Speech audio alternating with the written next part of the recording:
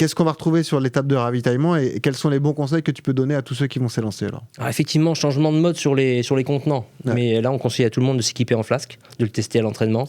Le meilleur moyen de réussir, c'est ça? Le meilleur pour vous et pour nous. Ouais. Pour les deux, c'est la flasque parce qu'on peut boire des petites gorgées tout le long. Ouais. Voilà, plutôt que de s'arrêter et puis d'ingérer 30 centilitres d'un coup. Et c'est meilleur pour l'estomac, c'est mieux. Et on peut ne pas s'arrêter trop. On remplit les flasques très rapidement. Vraiment, on est équipé. On va mettre des dispositifs logistiques importants pour que le remplissage se fasse très très vite. On perd même pas une seconde, un petit peu plus d'une seconde. Donc, et on repart vite avec une flasque. On boit beaucoup plus en dehors des ravitaux. Et puis après, sur les ravitaillements, vous avez de quoi manger. Pour ceux qui ont oublié, ceux qui ne sont pas que à la gomme ou que au gel, vous avez des bananes, vous avez donc des fruits, vous avez des pains d'épices, vous avez tout ça. Donc pour ceux qui mangent un peu plus, qui ont une course un peu plus longue, n'hésitez pas à vous arrêter, à prendre une gorgée, à boire, manger.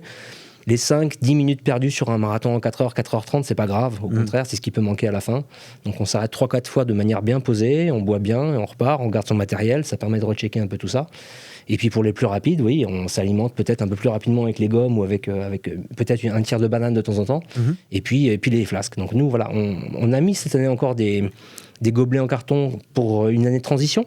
Ok. Mais on veut vraiment... C'est la dernière? Ouais, c'est la dernière année. Ok. Mais on veut vraiment pousser les coureurs à tenter l'expérience de la flasque à l'entraînement, de regarder et vraiment être rassuré sur le fait qu'on pourra les remplir très très vite et que ce ne sera pas une perte de temps sur la course. Il y avait au semi, j'avais vu, vous aviez mis aussi les... Il y a des robinets, des pistolets, il y a du monde au service des coureurs. Voilà, on ne vous abandonne pas là-dessus, au contraire, on équipe beaucoup plus de points.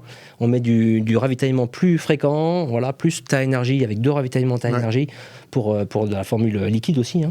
Donc voilà, équipez-vous et nous on s'occupe du reste, on vous accompagne toujours, mais c'est le message. Donc ton bon conseil, c'est de gérer sa nutrition soi-même et de se servir de ce qui est proposé en apport supplémentaire. Je pense au petit gobelet. Si jamais tu veux prendre un petit shot de ta énergie, tu peux le prendre comme ça. Et on peut remplir la flasque avec le ta énergie. On sera équipé pour vous remplir la flasque aussi. Combien de points de ravitaillement prévus et à quelle distance à peu près? Tu l'as en tête? La réglementation c'est tous les 5 km. Donc là nous on en a ajouté, on les a réduits. Ils sont tous les 4 km au début. Et puis après on a intercalé avec solide et liquide? Solide et liquide tous les 4 km, et puis sur la fin du parcours, à partir du 20e, entre chaque, encore un point d'eau, encore un point de ravitaillement en eau.